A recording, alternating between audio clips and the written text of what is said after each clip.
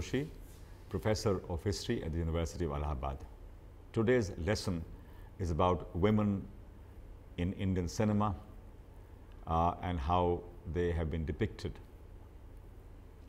The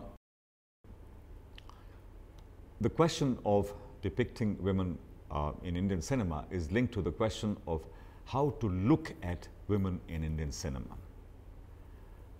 The question of look depends partly on how women have been positioned within the cinematic frame, and in part by how the visual representation is read and interpreted by the viewer or the reader. Although there are many feminist ways of reading films, but they have been imported from the Western academia. Laura Mulvey, for example, was one of the first to introduce the concept about the look or the gaze in cinema. Mulvey's explanations are based on Christian Metz's theory about the image and its significations. For example, men look at women on the screen as voyeurs. This is what Mulvey was stating plainly. Women audiences are passive. Thus, viewing a film is an androcentric pursuit. However, critics of Mulvey have argued that she created a stereotype of active male and passive female audiences. In the context of Indian cinema, what also plays a dominant role is the caste and class of the woman character in the story. Now, this could also determine how audiences would look at her. Film scholars, therefore, introduced the term darshana to denote and explain the act of gazing. The camera cannot be viewed simplistically as a tool of voyeurism, it was argued, but as a device that simply framed the gaze in a field of divine darshana. In darshana, the viewer is permitted to gaze at the image, the viewer is privileged by it and benefited by his action. But darshan, to an extent, also becomes a subterfuge for a voyeuristic gaze, particularly in a world which is refigured by consumerism, where the bodies of both men and women have been commodified. Now, in this situation, it would be extremely difficult to establish that gaze is entirely ordered by the idea of darshana. The challenge, therefore, is to interrogate how women are objectified, valorized, excluded, silenced within the cinematic narrative. Now, how has the filmmaker responded to this challenge? It has not been easy. Therefore, some filmmakers have been able to mobilize and legitimize the voyeuristic male gaze in extremely creative ways, so that cinema does not become an embarrassment either for the nation state or for the civil society or for women audiences at large. Let us look more closely at the entire act of looking in the context of Indian cinema. Now, what does looking involve? Number one, how men inside the cinematic frame look at women inside the frame. How women inside the cinematic frame look at men inside the frame. How men among the audience look at male actors on the screen. How men among the audience look at women actors on the screen. Also, how women among the audience look at women actors, and how women among the audience look at male actors on the screen. In other words, the gaze is a complex phenomena that has to be analyzed in its barest details. The act of looking in Indian cinema was deeply influenced by its counterparts in Hollywood, but at the same time it drew upon the elements of organization from indigenous traditions of painting and theatre.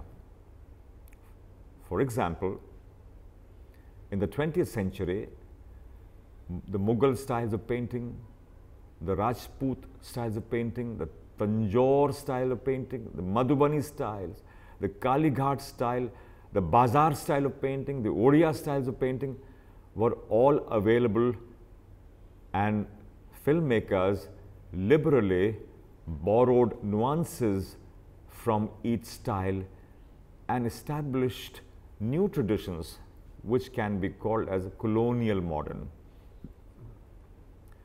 Like painting, cinema also is an assimilative art.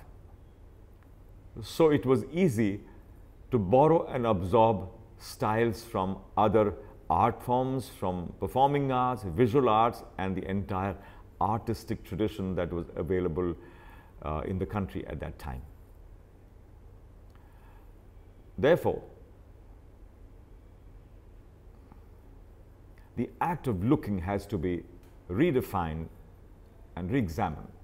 Film scholar Chidanand Das Gupta calls the Indian filmmaking style as the Phalke Varma style, obviously named after filmmaker Dadasaheb Phalke and the painter Raja Ravi Varma. According to Das Gupta, subjectivity within the cinematic narrative was constituted by framing the image in a frontal manner, just like it was done in the tableau traditions of painting. Now, it is difficult to agree with Das Gupta entirely, because if we agree with him, it means by doing thus, Indian filmmakers were simply trying to freeze the image on the screen, and this was really not what the Indian filmmaker was trying to do. In fact, the image was a dynamic image, it was a moving image, and the question of freezing it did not really was the aim of the filmmaker. Indian cinema was born at a time when the anti-colonial movement had entered a radical phase. So like their counterparts in painting, theatre, music, and literary production, filmmakers were in search of an identity. Dadasaheb Phalke, for example, proposed the idea of a Swadeshi film. In an interview to the Marathi magazine Navyug in 1913, he proclaimed that a film with indigenous capital, cast, crew, story would be made and called as a Swadeshi film for the benefit of the Indian audiences. So this was his idea of the Swadeshi film. Also, in the initial stages of filmmaking, the search for Swadeshi ended with turning stories from the Puranas into screen adaptations. One reason for this was that the Puranic stories were already in circulation and had captive audiences a priori. The result was the making of films like Shri Krishna Janma, Kaliya Mardan, and Raja Harishchandra 1913 by Dadasaheb Phalke. This brings us to the very important issue of casting women in cinema. During Phalke's time, cinema was not viewed as a respectable profession. Dadasaheb Phalke could not find a woman to play Raja Harishchandra's queen. Thus, Salunke, an ordinary waiter in a roadside tea stall, was asked to play this role. But men mimicking or masquerading as women in cinema was only a temporary phenomenon. And women characters began to be featured in topical films, as they were called, the social films of that time. The topical films of the 20s and the 30s, which included titles like Telephone Girl, 1926, The Educated Wife, 1932, College Girl, 1935, Indira M.A., 1934, and Typist Girl, 1935, as well as Dr. Vidya, 1964. All these films had very powerful and significant women protagonists. Later, Devika Rani, Durga Kote, and Leela Chitnis emerged as prominent actors in Indian cinema. Filmmakers also skillfully evolved a formula which combined erotic signification with pathos.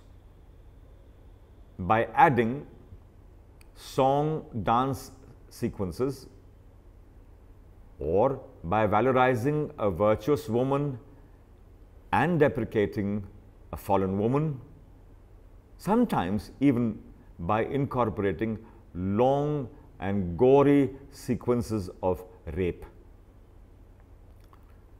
For the Indian filmmaker in general, a woman on screen must emblematize chastity and virtue,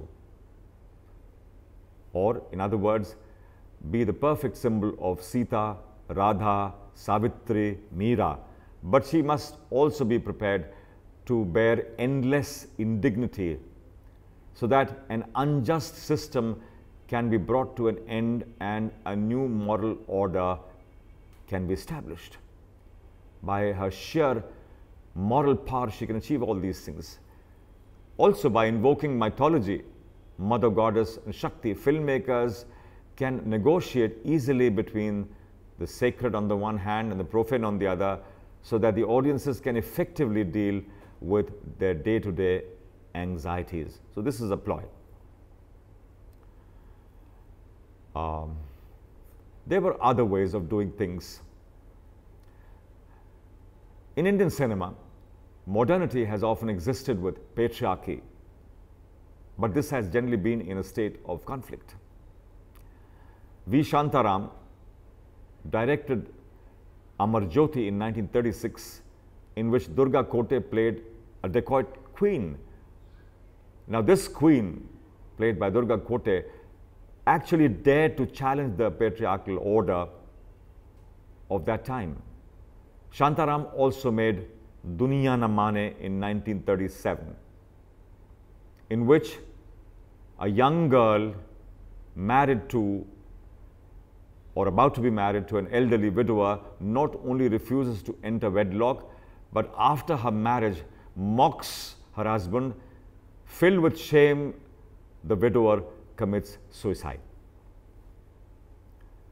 Ameya Chakravarti's film Girls' School, 1949, is a village drama about a girl called Meena, played by Geeta Bali, who refuses to succumb to an arranged marriage. She establishes a school for girls instead. Chandulal Shah's Gun Sundari, 1934, is a story about a woman, Gauhar, who struggles to keep her joint family intact.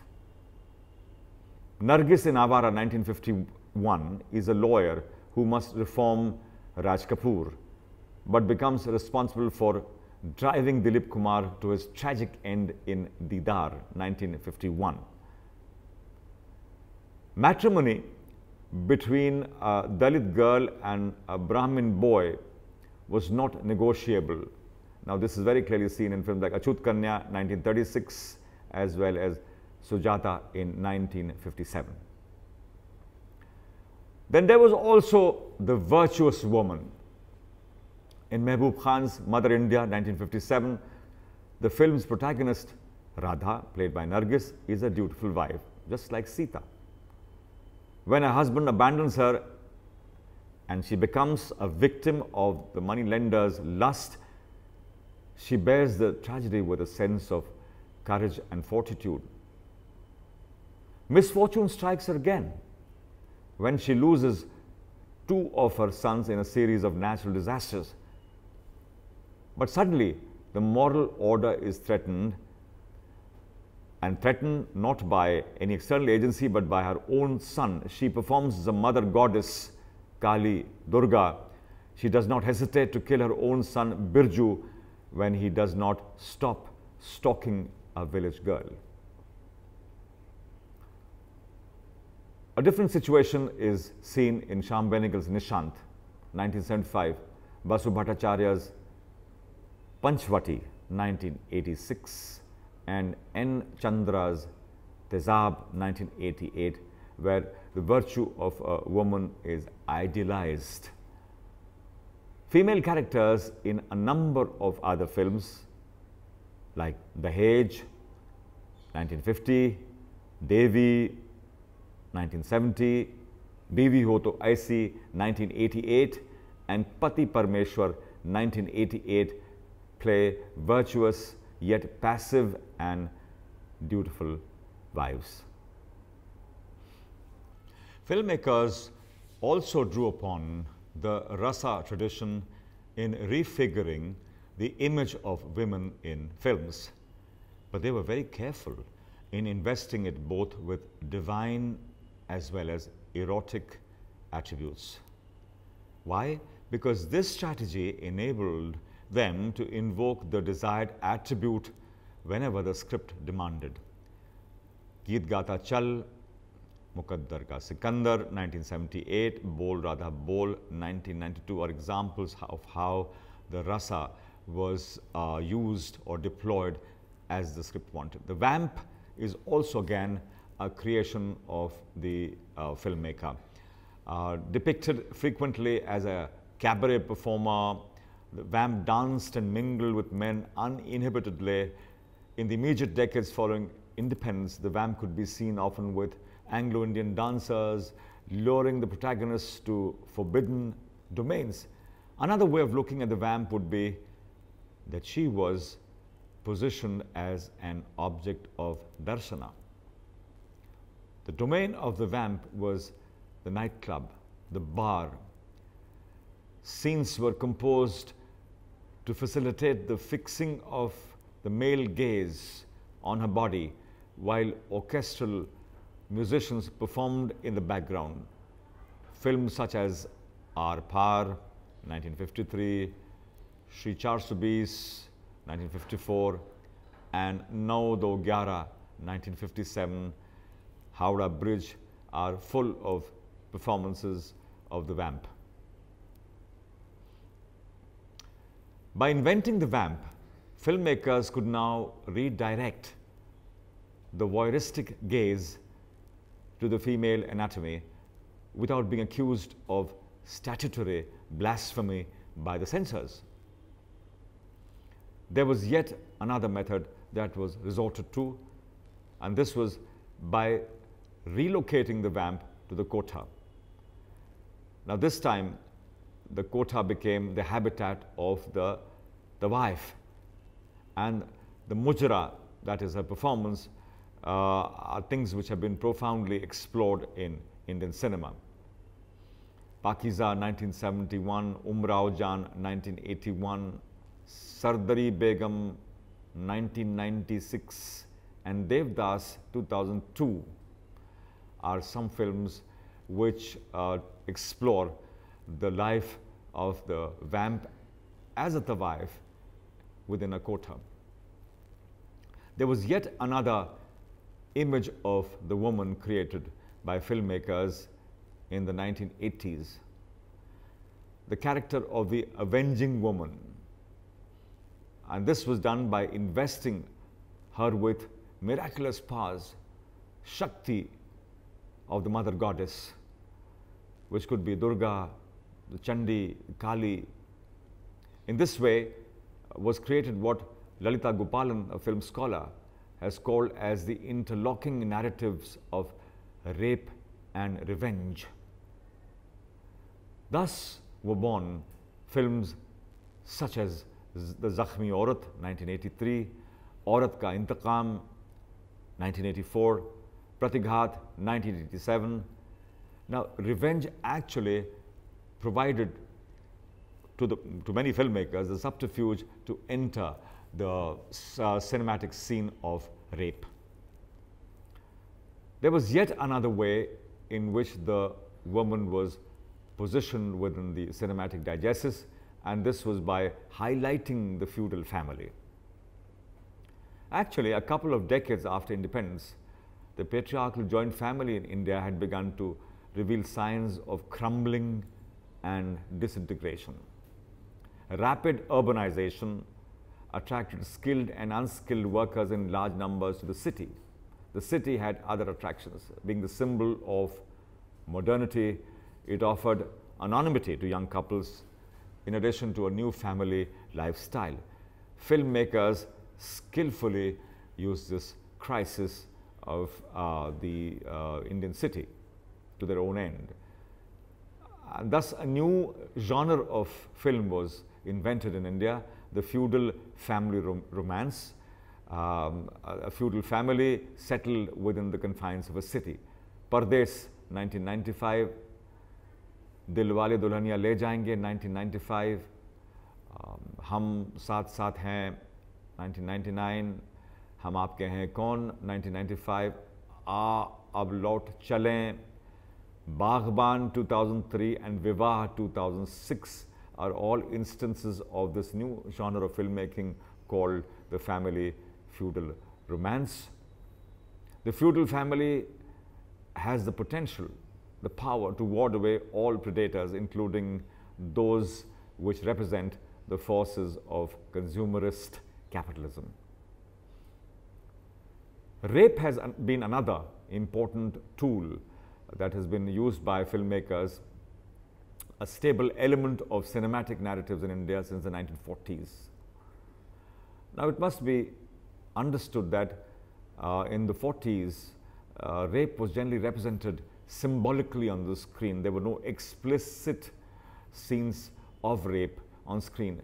But with Insaf Ka Tarazu, 1980, making waves at the box office, filmmakers seem to have lost all their inhibitions. The rape scene lost its nuanced presentations. Gory details of the mise-en-scene were worked out by chasing, assaulting and violently disrobing women or tying them, their hands and feet, and capturing their agony in successive close-up shots. Meri Awaaz Suno, 1981, Aaj Ki Awaaz, 1984, College Girl, 1990, Phool Bane Angare, 1991, Purush, 1992, Damini, 1993, Anjam, 1994, Bandit Queen, 1994, and Lajja are some of the films which graphically exploit the details of rape scenes and convert it into some kind of an erotic spectacle. Then there's also the challenge posed by globalization. Some filmmakers offered a critique of liberalization and globalization by making films such as Page 3 in 2005, Fashion 2005, and Heroine 2012, but not without disengaging themselves from explicitly displaying female bodies on the screen. There were yet others who responded to this crisis, this period of disquiet and uncertainty, by inventing what was popularly called as the item song. Now, what is an item song? At the core of the item song lay the gyrating body of a woman, often an established star who agreed to a singular appearance in the film. Choli Ke Piche from the blockbuster film Khalnayak is believed to be the first item song in the history of Indian cinema.